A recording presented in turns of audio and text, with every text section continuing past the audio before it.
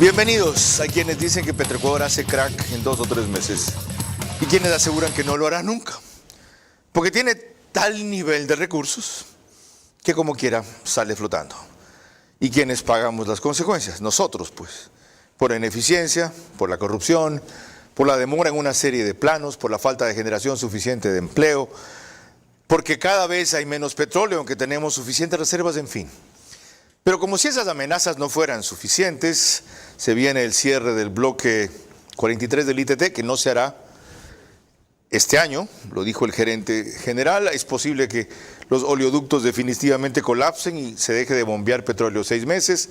Decrece la producción sistemáticamente, no se aprovecha el gas de los mecheros, que por una orden de la Corte Constitucional no se debe explotar, contaminan a la población, siguen contratando con corruptos como Trafigura y merodeando corruptos que antes hundieron la empresa. Bueno, ese descomunal reto ha aceptado alguien que nunca estuvo en la empresa, lo cual es un gran mérito y a la vez una peligrosa omisión. Conoce de la industria, pero no del monstruo. Fue nombrado hace poco, 2 meses tal vez, y hoy por primera vez, en los próximos 60 minutos, va a explicarles a ustedes sus planes, sus prioridades, su visión y la forma en que piensa enfrentar algunos de los desafíos que he mencionado. El ingeniero Diego Guerrero.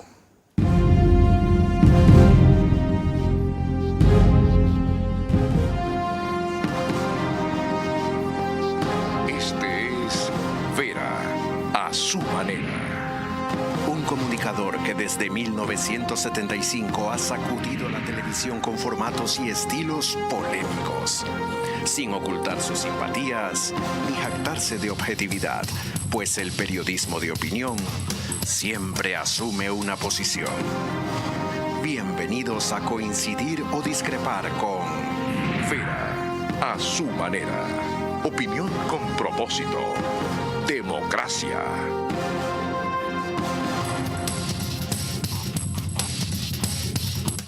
Buenas noches. Empiezo presentándoles a mi invitado porque es poco conocido.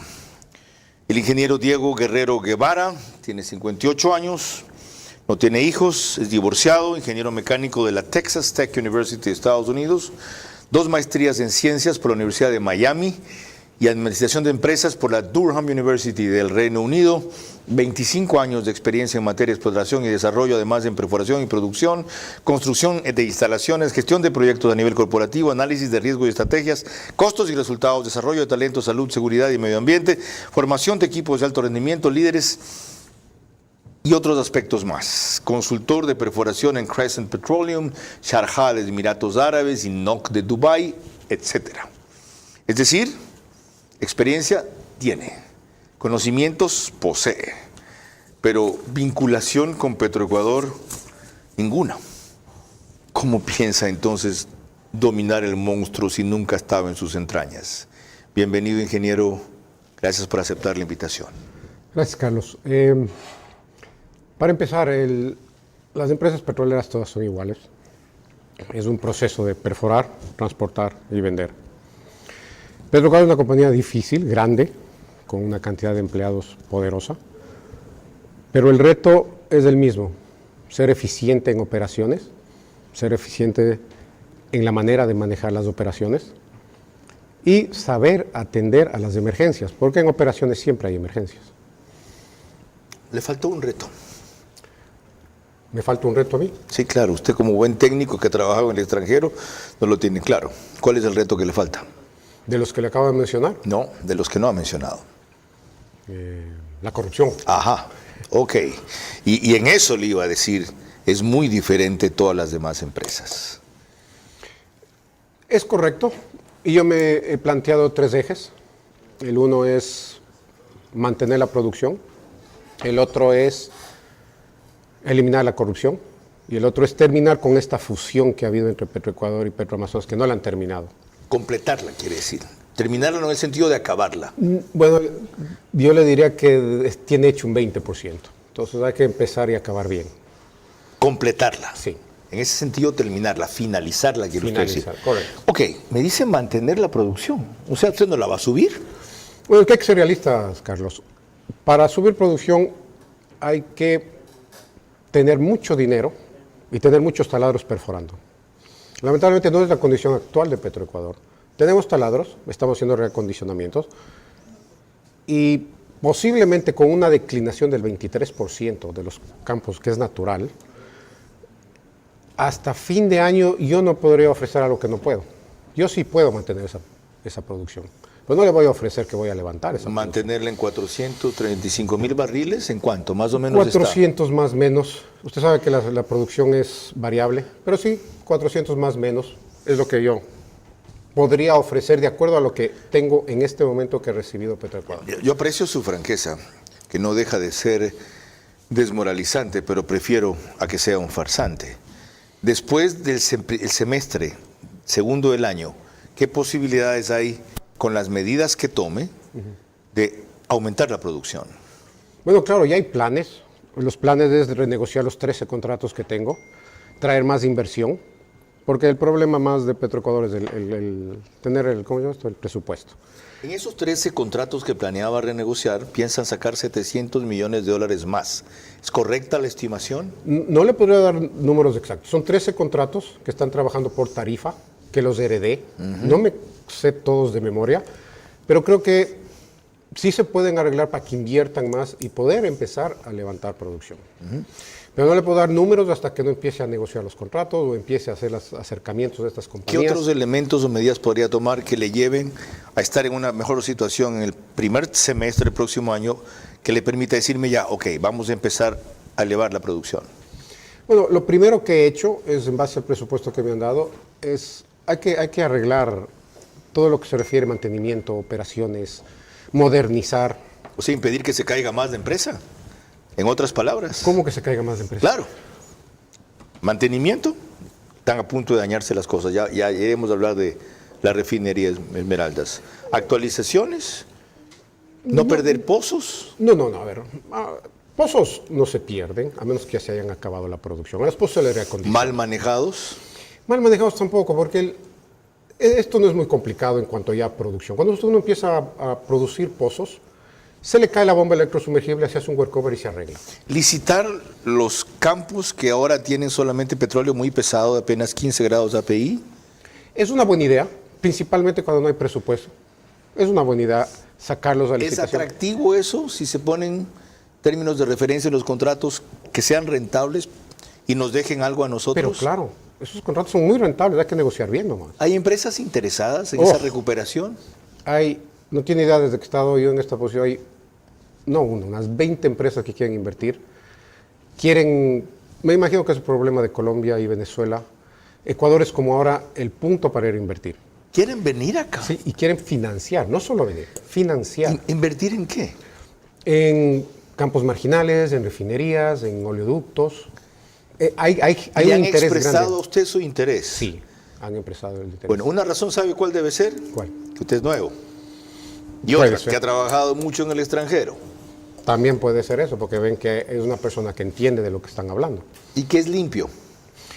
Claro, sí soy limpio. ¿Se lo han dicho? No, la afinidad Y ha sido... confían en que se siga manteniendo limpio.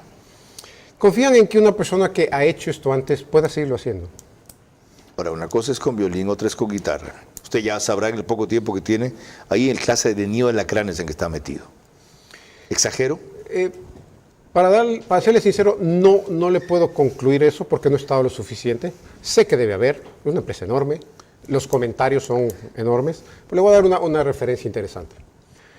Nosotros producimos 390.000 barriles, ¿no es cierto? Y vendemos 390.000 barriles, bajo condiciones de operaciones muy malas, sin mantenimiento. Y se lo logran. ¿A quién se debe eso si no es al personal?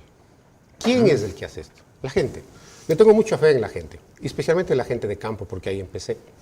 Entonces, yo no lo veo tan malo. Estoy seguro de que tengo que hacer un poco de cosas que tengo que arreglar. Por eso estoy creando mi compliance office, que va a estar sobre mí, incluyendo mí, donde voy a tener organismos de control.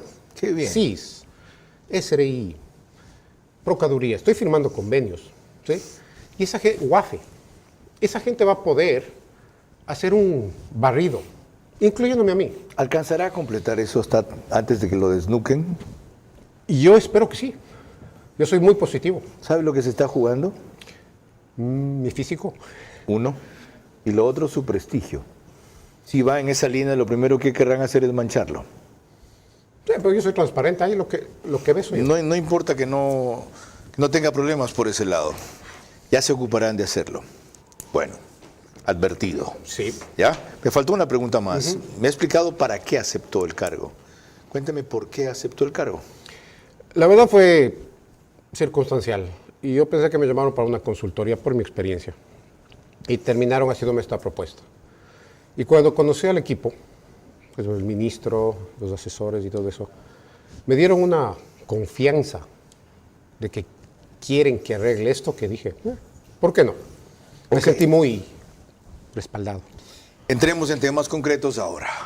Antes de eso, les recuerdo que nos siguen por Facebook y YouTube, de Vera a su manera. Estamos en Extreme TV Cable, canal 15 de Vito TVO, que también es 709, si quieren señal de alta definición, HD televisión le llaman. En DirecTV el canal es 194, corresponde a Manavisión. Eso es canal 9 en Manaví, señal abierta solo allá en el número 9. Además, Lorena. Gracias a RTU estamos en todas las cableras. DirecTV, canal 177, CNT, canal 12, TV Cable, canal 69, Claro TV, canal 30 y Cable Unión, canal 9. El número aproximado de hogares conectados solo en estas cableras es mayor a 40,000. Carlos. En radio nos pueden seguir por Radio Centro 101.3 FM, en audio, en imagen, para sus plataformas digitales. Estamos en Candela con K. Desde Puerto Viejo para todo Manaví, 89.3 FM. La Bonita del centro del país, en cambio, es la emisora en Riobamba. También 89.3 FM para Chimborazo, Cotopaxi, Tungurahua. Y en Quito nos reproduce Radio Sucesos, 104.7 FM. Líder en información en la capital. Sigamos. En este primer bloque contrastemos lo que han concluido y analizado algunos antecesores de nuestro invitado de esta noche, con lo que él plantea o plantearía ahora. Primero, lo del nivel de reservas. 1.164 millones de barriles es la cifra oficial de reservas probadas. Según la información que usted dispuso, ¿cuánto es? Trae reservas probadas. Las probadas es solo que lo que tenemos es alrededor de 850 millones probadas. Menos que el 1.164. Claro, porque hablemos y las que tenemos probables, tres escenarios. todo lo demás. Así es. Hay las probables, las probadas Esos y las 850 posibles. millones de barriles al ritmo de explotación actual, ¿en cuánto se acaban? Pues se acaban en menos de 8 años. Estamos hablando que tenemos 186 millones de barriles al año. Ok. ¿Qué sacaron ahí? ¿Era la localización de algo? ¿Qué se les fue ahí? ¿Ah? ¿Qué se fue ahí? ¿Qué fue eso? Fue una transición. ¿Qué? La transición. ¿Transición de qué? No fue uno de tus pornos que a veces metes en la editora. Cuidado, o sea, este es un programa serio. Lo que me faltaba a mí es esa vaina. ¿Ya? Disculpe. Ok. Primer punto.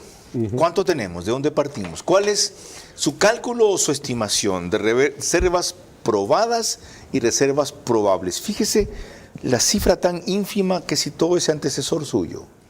Bueno, las reservas probadas todavía no he llegado al fondo de eso. Todavía estoy analizando. O tiene que tener una aproximación, un primer estimado. No, la verdad que no voy a mentir. 3.500 millones de barriles es mucho, como dicen algunos. En eso hay que ser medio técnico. Lo que usted tiene reservas probadas, pero las reservas probadas se hacen efectivas dependiendo del factor de recobro. Entonces a veces se trabaja con el 30%. Entonces esos 3.500 le saca el 30%. En campos ya avanzados como los nuestros, yo creo que el factor de recobro debe ser menor. Pero ese factor de recobro se puede arreglar con recuperación secundaria y terciaria. O sea que es muy pronto como para yo estar dando números si es que no entiendo bien qué está pasando. Ya, se compromete a hacerlo más adelante. Sí, claro. Ya. En principio no suena demasiado conservadora la cifra de 1.150 millones que reduce a 850 millones Armijos, que nos daría para 10 años al ritmo de explotación actual y se acabó la historia. Pues si yo le pongo recuperación secundaria Eso se sube a un 40% de recobro, 50% de recobro, 60% en ciertos casos como California, Mar del Norte. Ok. Entonces, dar esos números así no es Ya, muy entendí. técnico. Y en reservas probables, usted me va a decir que la aventura es mayor todavía, pero lo que pasa es que yo he escuchado dos cifras tan distantes y distintas. Boris Abad dijo desde Houston 54 mil millones de barriles y Hernán Poveda, sí, no es Hernán Correa, Hernán Poveda, las estimó en 35 mil millones de barriles. ¿Su estimación? La verdad, no he hecho esos cálculos porque la verdad yo no soy un experto en reservas. Eso tengo yo que hablar con mis reservoristas, ellos tienen que calcularme para mí. ¿Quiénes son sus reservoristas? Tengo un equipo de cada activo, cada campo está manejado por un equipo en Petroecuador. Y dentro de esos hay geólogos, reservoristas, geofísicos. Y cada uno de ellos, en las últimas semanas me han hecho presentaciones de las posibles reservas, posibles perforaciones. Ok. Y todo eso estoy recién compilando. O sea, yo no puedo venirme a sentar aquí un mes y decir que sé todo. Lo entiendo. Para cuando los tengas, lo volveremos a invitar, incluso antes. Ok, sigamos. Lorena. El mismo ingeniero Reinaldo Armijos, a quien nos referimos hace pocos instantes, es de la opinión de que debe declararse en emergencia la refinería de Esmeraldas con urgencia. Refinería, declararlas en emergencia. Decreto ejecutivo. En 30 días, Petroecuador solicita la emergencia, eso se tenía listo para hacer. Tenía la refinería de La Libertad igual, la refinería. ¿Y cuál es el gran problema de esto? Es el riesgo. Hay dos riesgos importantes. Primero, riesgos de explosiones, riesgos de muertes de los trabajadores. Y tercero, ¿cómo estamos nosotros procesando el agua que sale a los ríos? ¿Qué pasó con un contrato que había, que inclusive tenía cronograma de Petroecuador, y como era una papa caliente de Petroecuador, la pasó al Ministerio de Energía desde la nefasta época de Santos? Se cayó 3 veces ese proceso. ¿Por qué? Sencillamente porque empresas que realmente querían o que quieren competir, sencillamente no pusieron y no compraron los términos de referencia. ¿Y por qué no compraron? Inestabilidad política. Segundo, todos sabemos que el tema de refinerías actualmente para nuestras economías es buen negocio. Por ejemplo, en Estados Unidos hay refinerías que están de venta. O sea, ya no está hasta esa proyección de negocio. Una precisión antes de pedirle su comentario sobre esto. La frecuencia de Radio Sucesos es 101.7 FM. Dije 104.7 FM, que es la de Radio Puyo, Nina Radio en Puyo, Napo, ¿ok? Radio Sucesos es 101.7 FM. Disculpen a los tiempos, traspapelo las frecuencias. Comente eso. La refinería. Ayer estuve ahí, primera visita. Y la razón que fui allá es porque Teleamazonas hizo un programa diciendo que hay explosiones, que está a punto de explotar. Yo recibí los reportes del primer mes y estaba funcionando bastante bien, pero hay que verlo, ¿verdad? Procesa 75%. 80%. Debería procesar 110,000 barriles diarios. Bueno, ¿cuántos salen? Es una realidad de que está funcionando al 80%. Es una realidad. No 75, 5% más, ok. 80, dependiendo del día de las paradas. ¿A cuánto debería funcionar? Esa refinería no puede funcionar más del 80%. Para eso hay que hacer una repotenciación y eso es por el tiempo de uso de la refinería. ¿Solo repotenciación? Pero una repotenciación estamos hablando de 36 meses. Repotenciar no es que le cambio de generadores y ya está. Una repotenciación bien hecha, primero hay que hacer un análisis internacional con compañías de ingeniería que vienen a hacer una inspección completa. Se les dice que queremos subir a 100% y presentan una base del diseño de ingeniería. Una vez tenido eso, se saca eso a concurso internacional para que una compañía venga y haga ese trabajo. ¿Eso incluye la unidad de craqueo catalítico que le llaman? Todo. Ya. Todo. ¿La estimación de cuánto podría costar eso es? Estoy ahorita buscando a las compañías para que me hagan el estudio de las bases técnicas. Sería el colmo que yo le dé un número, porque no sé. Ok, ya le voy a dar yo uno. Pero antes vamos a lo de Teleamazonas, a la que se refería nuestro invitado. Lorena. A propósito de la refinería de Esmeraldas, Fausto Yepes, reportero e investigador de Teleamazonas, se quejó de que no obtenía ninguna respuesta por parte de Petroecuador, pero eso no impidió que le planteara al país esta grave denuncia.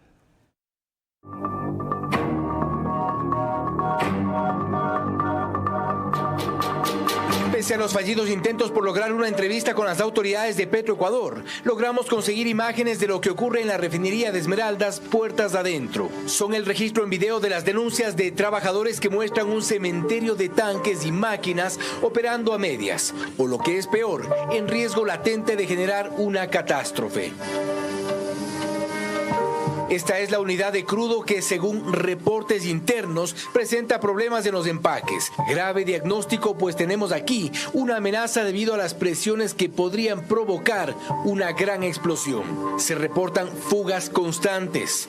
Siguiendo el recorrido tenemos la imagen que evidencia el abandono. Es uno de los tanques de almacenamiento de gasolina que no ha sido desmontado y repuesto, comprometiendo el almacenaje de gasolina de la refinería de Esmeraldas. Pero en esta suma de problemas de nuestra refinería de Esmeraldas echada al olvido vemos en imágenes la planta de tratamiento de hidrocarburos residual llamada SLOP, fuera de servicio. Debería ser la responsable de eliminar el agua y sedimentos para reprocesarlos en las unidades de crudo. Pero tampoco ocurre. En las condiciones de este complejo de refinación, la siniestralidad está en 0,87, siendo 1 el punto más crítico, lo cual obligaría a apagar los sistemas por el riesgo de explosión. Y las autoridades en silencio. Rompe el silencio. Encantado. La ¿Nada verdad, de eso vio? todo eso vi, idea es mentira. ¿Qué es mentira? Cuando desfoga el gas de un cracking es normal, es vapor que sale. No es que está por explotar. Las fugas constantes de las que habla el reportaje. Esto funciona a altas temperaturas. Esto se necesita hacer desfogues todo el tiempo. Si usted se queda en una refinería, usted va a ver desfogues todo el tiempo. ¿Los tanques en pésimo estado? Es que no están en pésimo estado, no sabemos ni dónde salieron esas fotos. ¿Usted cree que pueden no ser de la refinería? Casi convencido. Ayer Ecuavisa... ¿Por qué no le pide una réplica y una aclaración a Teleamazonas? Ayer Ecuavisa se pasó 4 horas en la refinería que yo los invité y van a hacer un reportaje y usted podrá ver cómo están esas facilidades. ¿Y no es lo mismo que acá? No, usted va a ver. Yo no lo voy a decir yo, usted Todo lo va a ver. está equivocado allí. No todo, hay ciertas partes que sí son fotos de la refinería, pero hay otras que no. Y lo de que el 0.87 de siniestralidad a punto de llegar a 1, Esto es inventado, no existe eso. ¿por qué no se lo dice a los trabajadores que son los que han hecho las denuncias? Mire usted el video de Ecuavisa, ahí están todos los trabajadores trabajando y reportando y hablando con todo el mundo. Y va a ver a los técnicos de la refinería en el cuarto de máquinas de donde se maneja la refinería, que es un cuarto de máquinas bien hecho. ¿Cómo esos técnicos saben de arriba para abajo esa refinería? Ahora, ¿repotenciarla significa parar la refinería en algún momento? Pero claro. Y nos tocará importar combustibles durante el tiempo que esté Pero repotenciándosela. lógico, sí, ¿A qué plazo vamos a tener ese reto? Y yo considero que haciendo la ingeniería de diseño, sacando eso y todo, yo creo que en unos 7 meses ya se podría estar hablando de empezar. Y hay quienes dicen que se puede empezar por secciones. Se hace así. Se puede. Se hace así. Entonces, durante ese tiempo se sigue refinando, pero volúmenes menos Menores, altos. se produce un poco menos diésel, más JP1, pero no es, o sea, 30 días exactos se para por completo Ok. y se empieza, y de ahí se cambia una cosa y se produce otra. Eso toma 36 ¿Va a manejar días. usted como debe ser Petroecuador y no el Ministerio de Energía el concurso? Antes le pasaron la bolita al Ministerio de Energía cuando estaba Fernando Santos. Nunca hizo nada. Cuando yo le preguntaba, que le voy a dar un dato, es porque hubo una oferta con la cual finalmente se estaba negociando, se hizo un cronograma de un consorcio en donde recuerdo que, por ejemplo, estaban entre otros Hyundai y Techinte, los extranjeros, por 2.300 millones de dólares, que ponían el financiamiento. La polémica ahí venía por el tiempo que ellos querían de concesión de la administración de la refinería para recuperar su inversión. Aspiraban a 30 años y el Estado les decía 20. ¿Esa empresa puede retomar su oferta? Si hacemos una licitación internacional y ganan como deben ganar. ¿Cómo que ¿por si qué no? hacemos? Tiene que hacerlo usted en O sea, 30 días. Cuando digo yo hacemos es que voy a hacer. En 30 días se corrió el plazo. El ministro Luque la echó abajo y dijo que en 90 días debían presentarse los nuevos términos para la licitación. ¿Está listo? No. Tiene que estar en 30 días. Las bases de la ingeniería conceptual, sí. Sí, que es un proceso de invitar compañías que hagan el examen y nos den la conceptual y de ahí sí sacar la licitación internacional para la full repotenciación. ¿No sirven de algo las bases que hicieron antes? No. ¿Por? Porque que nosotros en Ecuador no hay esa tecnología, no hay esa capacidad técnica como para hacer bases de una refinería. No hay. Tal vez alguien pensó que podía, pero no, eso no podemos hacer. ¿Qué fue lo que hicieron entonces? Estaban haciendo un concurso dirigido. Con razón, una sola empresa al final presentó una oferta. Hubo cerca de 13, creo, interesadas. El concepto ahí es que eso, si no se hace con compañías de ingeniería que hacen esto todo el tiempo, es perder el tiempo. Como por ejemplo. De Estados Unidos, KBR, está Petrotech Energy, hay algunas. O sea, ¿Sigue existiendo lo que hizo esto? ¿Sumitomo Chiyoda, el consorcio? La verdad que yo no sé quién hizo ni nada, lo único que hice yo es leer el reporte. Esto fue coreano. Ok. Samsung es muy buena, Hyundai es muy buena, o sea, compañías internacionales que hagan esto hay montones. Ok. Para nosotros siempre va a ser costo-beneficio, ¿no es cierto? Y ahí es donde hacemos una licitación, se saca las 5 mejores, cosa que la que se escoge por precio. ¿Y por qué no solo reparar, repotenciar, como usted dijo, esta refinería, y además hacer una nueva, que nos puede salir hasta más barato? Correcto. Y entonces, hay esos planes. ¿para ubicarla en dónde?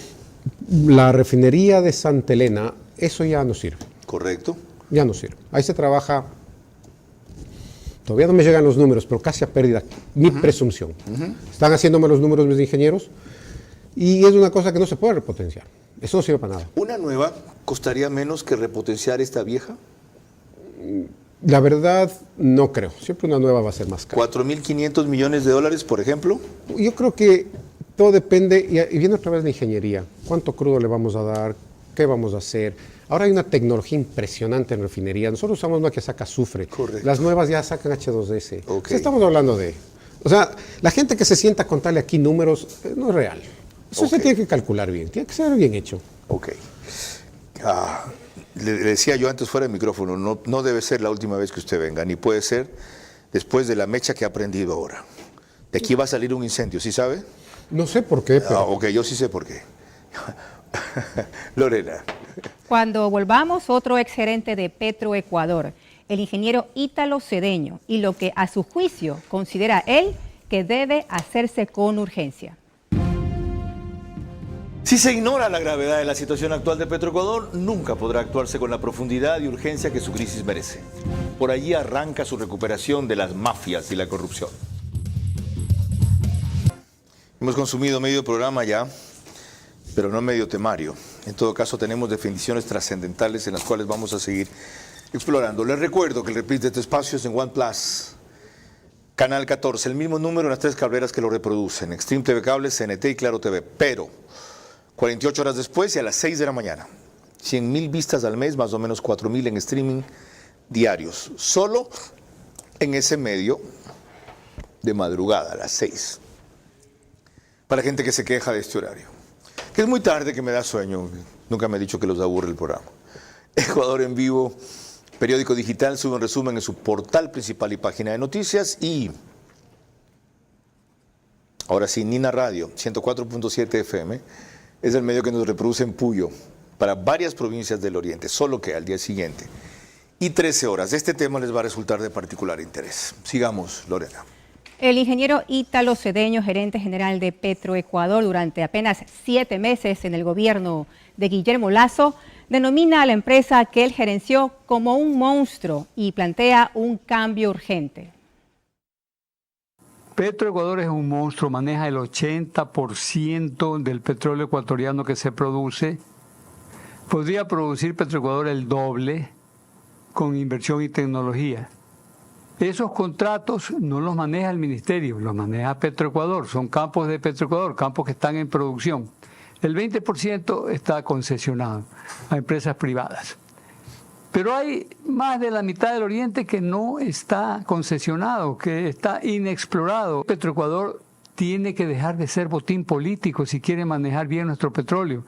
Petroecuador tiene que privatizarse, no en el sentido peyorativo de la palabra, tiene que volverse una SA, una sociedad anónima como es Ecopetrol, como es Petrobras, como es Aramco, como son todas las empresas estatales del mundo, son sociedades anónimas. De esa manera se impide que la garra del Estado ponga a los funcionarios. Y aquí algunas precisiones. ¿Sirve para la eficiencia que se reclama de Petroecuador completar este proceso de fusión de Petroecuador y Petroamazonas? Se debe hacer eso, lo primero que se debe hacer. ¿Qué le daría eso a Petroecuador? Bueno, simplemente yo llegando tengo 2 departamentos de finanzas, 2 departamentos de compras, tengo una desvinculación social por diferencia de sueldos. O sea, es una cosa que no está funcionando bien. Entonces hay que organizarle. ¿A qué plazo lo puede completar? Bueno, a ver, desde el principio vamos. Petroecuador pagó algunos millones por un estudio Arthur D. Little, que es una consultora que se dio el trabajo de estar aquí algunos meses y evaluar cómo funciona Petroecuador y dar una recomendación final. Y es un libro bien hecho. Ese libro sí ya me lo he leído la mitad y hicieron un buen trabajo, pero creo que no fueron dirigidos a la idiosincrasia ecuatoriana. El reporte es bien hecho. Basado en eso, yo ya empecé a trabajar en tener solo una compañía que se llama Petroecuador. ¿No va a ser una SA como plantea Ítalo Cedeño? Sería bueno llegar allá, Carlos. No lo descarta. No, por ningún lado. Porque uno de los problemas más ¿Sí vio grandes... lo que pasó con Ecopetrol cuando se convirtió en una SA? Fue un boom Pero en Colombia. ¿Usted vio cuándo empezó eso? En el 2003. Un proceso largo. ¿Sabe cuándo se convirtió en el boom? En el 2018. Son 15 años. Entonces no es que uno hace una sociedad anónima y esa compañía se hace un reloj en 6 meses. Es un proceso largo. Ok, un tema. El otro que mencionaba él, hay que concesionar el resto del oriente ecuatoriano, decía él. ¿Va a impulsar ese proceso? Debemos, y por la simple razón de que nuestro presupuesto no nos da para desarrollarlo. ¿De bloques ya identificados? Sí. Por ejemplo. Por ejemplo, tenemos unos 5 bloques, no me sé los nombres de memoria, Carlos, pero ¿Sí? que el rango es 5,000 para abajo de producción, que si usted le pone en nuestro presupuesto, es más caro que nosotros operemos a que le demos a otra compañía. Ok. Es decir, ahí hay 30,000 barriles diarios, quiero decir, perdón, en promedio. Bueno, unos producen 2.500, 2.500, son los que producen menos de 5,000, que es el rango que cogemos para llamarles los pozos que son más caros para Petroecuador. ¿Exploración? Esa es mi meta, el lograr que algún rato convencer al ministro que me preste 100 millones para hacer exploración, porque ese es el futuro del Ecuador. No se ha hecho exploración en 20 años en el Ecuador. ¿Y por qué no pueden explorar los extranjeros? ¿Por qué tienen que explorar Petroecuador? Bueno, en los campos que salen, que es bloque 1667, Amistad, esos campos sí, como salen por participación a través del ministerio, ellos van a tener que explorar y van a tener que sacar nuevas reservas. Y posiblemente Amistad se convierte en la joya del Ecuador. Ya, esto me recuerda una cosa. Qué bueno, hablamos de gas algún rato otra vez. Petroecuador tiene de utilidades 1.100 a 1.300 millones de dólares al año. Lo que pasa es que el Estado se lo lleva por otras de sus necesidades, ¿correcto? Correcto. Entonces, en sí, es una empresa rentable a pesar de todas sus ineficiencias, cargas, corrupción, etcétera. Es completamente rentable. ¿Usted piensa de dejar que le sigan quitando sus ganancias a Petroecuador a cuenta de que en el sector público solo hay excedentes? Ese asunto está mucho más arriba de mí. Pero yo sé que a mí me dieron una compañía que no opera bajo un presupuesto y yo tengo un presupuesto porque de mi presupuesto ¿Sabe por qué me acuerdo? Porque usted me empezó diciendo que no hay plata. No hay ¿Sí plata. o no? Que no hay plata. Le acabo de probar que sí. Ahorita me dice que le piensa prestar, que le piensa pedir que le preste 100 millones de dólares del ministro de Energía. No, pero... ¿A quién? De Finanzas. A ver, pero veamos claro. Pues si tiene 1.300 millones de dólares de utilidades. Pero eso no me dan a mí. Eso no me dan a mí. Pero las genera usted, pues. Pero no me entregan a mí, ya me quisiera Entonces que me ahí viene entreguen el truco, pues. El truco es Hágase que respetar. no es por Porque respeto. después vienen las acusaciones. Tú eres el ineficiente, el corrupto, el inútil. No, Carlos, hay que entender el sistema cómo funciona. A mí me dan un presupuesto anual, que no es un presupuesto que yo hago para perforar, producir, correcto. poner facilidades. Sí, a mí me claro. dan el presupuesto prorrogado del año pasado y con eso tengo que sobrevivir. De paso, recuerde cuánto es. 1.400 mi OPEX. Si usted hace el 1.400, le divide por día y a 390,000, mi costo por barril es de $21. Ok. ¿Ok? $21. Ya me adelantó otra cifra que quería pedirle. Sí, yo sabía que iba para allá. 21. 21 es basado en mi OPEX, no en la eficiencia de Petroecuador. Correcto. Basado en lo que a mí el Estado me dice, tome, trabaje, ¿ok? $21 por barril. Por eso, sacar con inversión, perforación, construcción de refinerías, lo que sea, es rentable para mí porque en ningún momento de esos proyectos a mí alguien me saca plata y no puedo terminar o no puedo... Aquí un detalle chiquito. Sí. ¿Cuánto de los combustibles que salen de la refinería, pues se mezclan crudos que se importan de los que se generan aquí? Son de producción nacional, aproximadamente 30%, ¿verdad? No, un poco más. Peor todavía. ¿40%? Yo creo que estamos cerca del 52, 53%. Ok, entonces el subsidio de las gasolinas es un subsidio irreal porque calculan todo ese petróleo que se refina en Esmeraldas al precio internacional y no a $21 como usted acaba de reconocer que es el costo por barril de petróleo aquí. No, pues está confundiendo usted refinación con los costos operativos de una empresa que tiene toda la línea, ¿no? ¿Cuánto le cuesta sacar un barril de petróleo? Basado en mi presupuesto, $21. Ok. ¿Y a cuánto nos lo calculan para sacar el precio de los combustibles? ¿Al de 70 o 60 dólares que importamos? Sí, vamos a 65 del cálculo. Es una estafa. No, no es una Sí, porque estafa. está mezclando los dos. Saque un promedio de los valores, pues. No, es que una cosa es refinar y otra cosa es producir. El refinamiento, por ejemplo... Claro, pero el costo final de lo que sale el refinamiento tiene como punto de partida el costo de la materia prima a sacarla, que es el petróleo. 21. Correcto. Ok. La rentabilidad, y eso sí calculé, de la refinería está en... Y es más, está publicado por el Banco Central. Es de 5 o 6 dólares por barril. Es ¿En la serio? rentabilidad, sí. Además, la refinería no genera pérdida. No, la de Esmeraldas no. Ok. La de Santa Elena sí. Ya, no lo dudo. Iba a usar una palabra que no debo. Ya, Lorena. Cuando volvamos, algunos elementos pendientes con el gerente general de Petroecuador. Si se ignora la gravedad de la situación actual de Petroecuador, nunca podrá actuarse con la profundidad y urgencia que su crisis merece. Por allí arranca su recuperación de las mafias y de la corrupción. Les recordamos que la señal de Macro Digital Televisión las pueden ver por las siguientes cable operadoras: CNT Play, todo Ecuador y Galápagos; 11 Play, todo Ecuador y Galápagos; Colorados Visión en la provincia de Santo Domingo de los Sáchilas; Supracable Macará, provincia de Loja; Valle Visión Play en la ciudad de Quito. En los Estados Unidos nos pueden ver a través de Roku. Son más de 14.000 los conectados en esta plataforma, principalmente ecuatorianos. Para proseguir, revisemos ahora la posibilidad de que Ecuador se pueda quedar sin exportar petróleo debido a la denominada erosión regresiva del río Coca, que obligaría a paralizar los oleoductos durante al menos 6 meses. Lo vemos en un reportaje de Paul Romero de Coavisa. La erosión regresiva del río Coca amenaza con dejar al país también sin petróleo. El fenómeno natural avanza aguas de arriba. Además de la captación de Coca-Cola Sinclair, Televistazo constató que se aproxima a la estación de bombeo de El Salado del sistema de oleoducto transecuatoriano SOTE en el cantón El Chaco. La estación El Salado es estratégica para el bombeo de crudo por la cordillera oriental. Tiene 5 tanques de almacenamiento de petróleo, un grande y 4 medianos, máquinas de alta presión, generadores, motores, tuberías. Ecoavisa consultó a Petroecuador si hay un plan para salvar la estación y evitar la suspensión del bombeo de petróleo. Mediante correo electrónico, respondió que desde el inicio de la erosión implementó un plan de gestión de riesgos y de contingencia para mitigar los impactos de la infraestructura hidrocarburífera. No especificó en qué consiste, aunque añadió que hay un estudio topográfico de la geología, un mapa de amenazas y riesgos con un análisis social y ambiental, en el cual también se determinan rutas y trazados. Está en revisión, según dice el estatal, el producto final del estudio de prefactibilidad para la construcción de la variante definitiva del SOTE y poliducto Chuchufín-Quito en la zona de riesgo. Petroecuador no dice el monto y la fecha de entrega del estudio definitivo. Tradúzcame eso. La erosión existe. Es más, hoy día se decretó CP otra vez en fuerza mayor. SOTE, nosotros pudimos hacer una variante con la cual no vamos a parar de bombear. La erosión está ya a 10 metros de la carretera, o sea, ya es una cosa tremendamente peligrosa.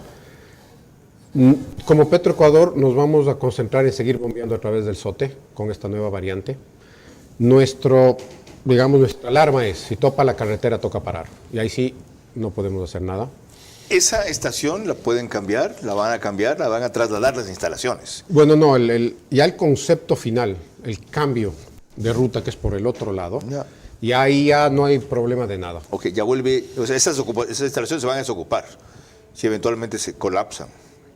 Claro, pero no no se ve que eso va a pasar. Ya, y porque no se crea. Bueno. No me diga eso. Por el análisis técnico de la erosión. En un mes, la erosión regresiva avanzó 1 kilómetro que solo estaba previsto que se haga en 6 meses. Por si acaso, Bueno, ¿no le preocupa el OCP?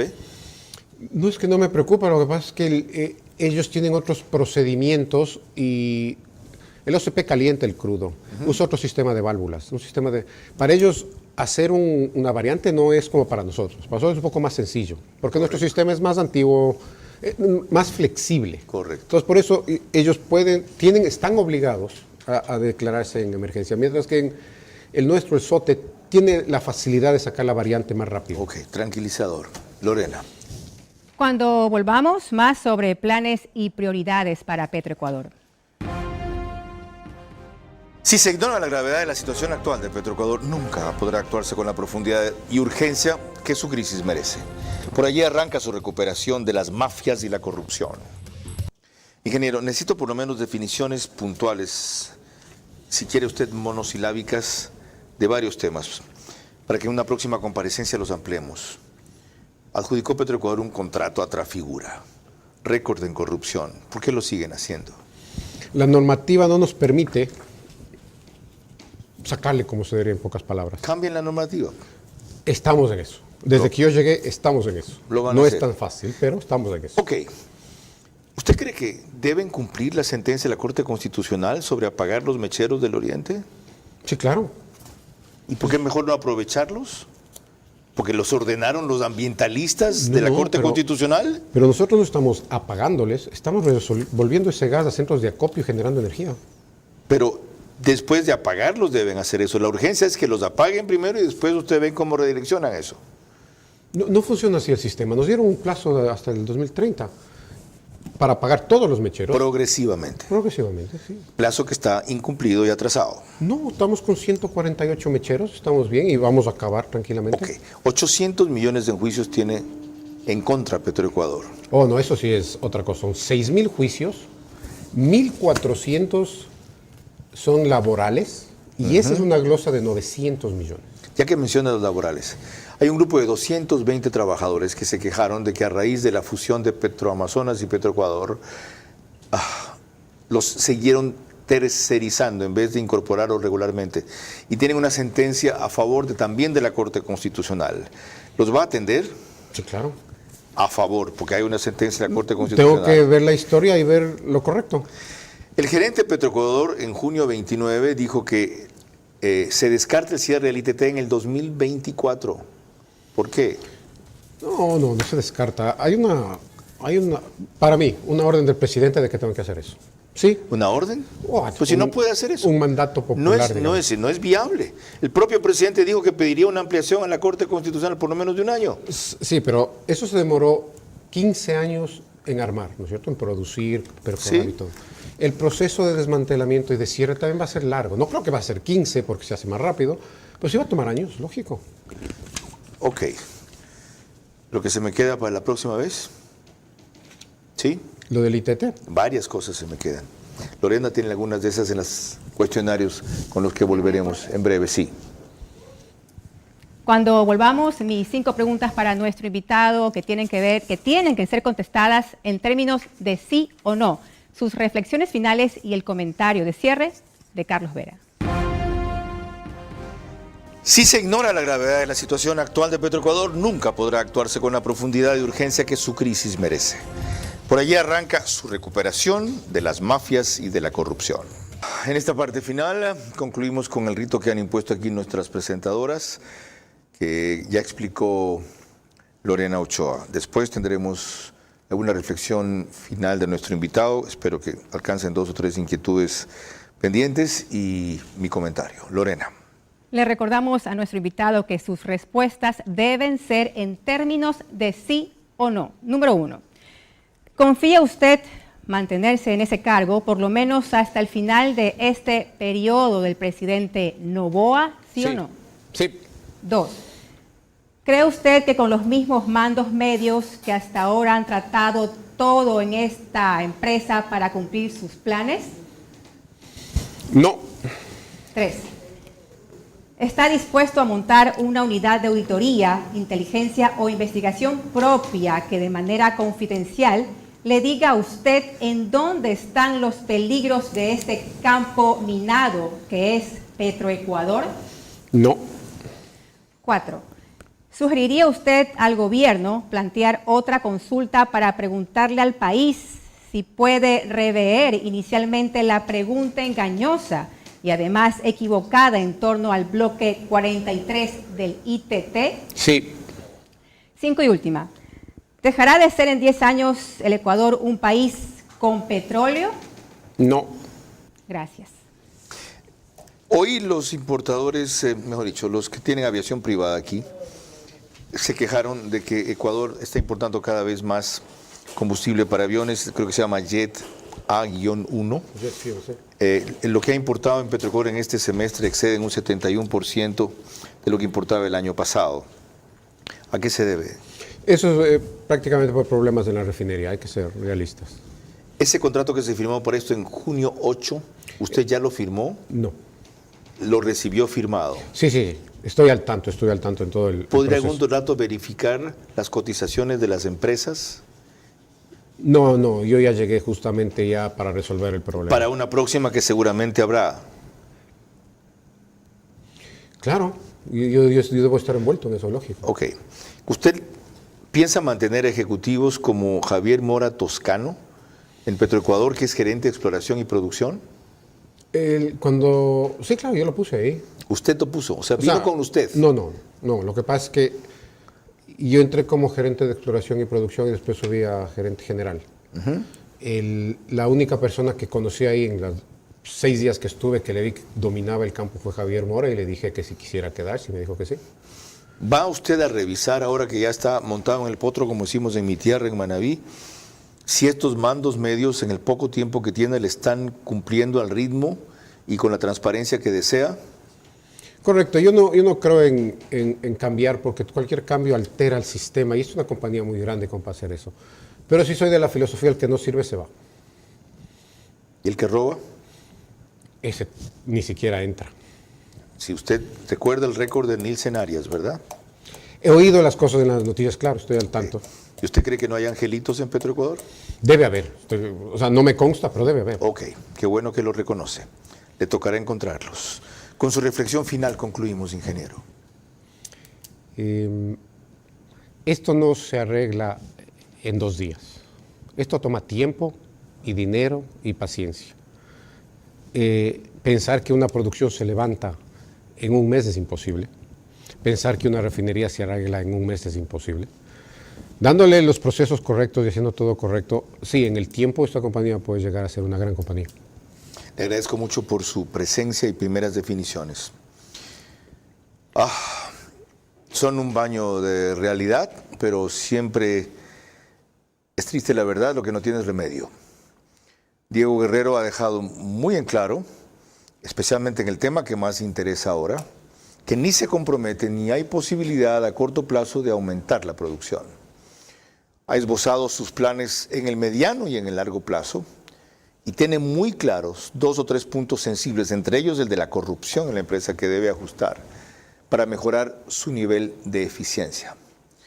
Es apenas su primera aproximación a la materia. Ustedes han escuchado que en otros pidió plazo para enterarse más y en otros no quiere dar valoraciones u opiniones y estimaciones definitivas hasta como buen técnico cerciorarse de que su opinión o argumentación tiene un sustento en los documentos.